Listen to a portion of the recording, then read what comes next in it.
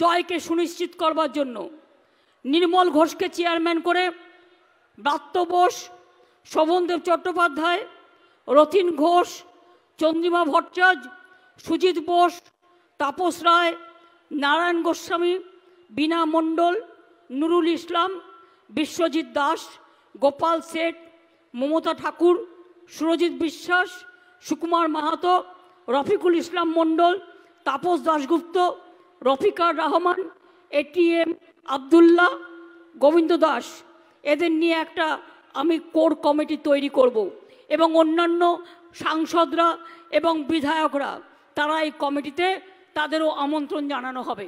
প্রতি 10 দিন অন্তর এই কমিটিতে তাদের রিপোর্ট পেশ করতে হবে এবং আমি 3-4 জনকে যুক্ত আহ্বায়ক করছি, তারা এই কাজটা নিজের নজর রেখে আমাকে রিপোর্টিং করবে।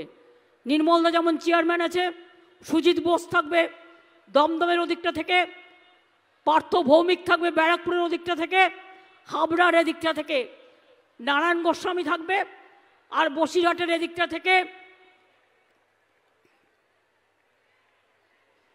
বসিরহাটের দিকটা কাকে দেবো? নুরুলের শরীর খারাপ আর ওর যে লোকটা আছে বদমাশি করে, আমার কাছে সব খবরই থাকে। আমার মনে হয় এটা বসিরহাটটাও সুজিত দেখবে, দমদম আর বসিরহাটটা সুজিত দেখবে।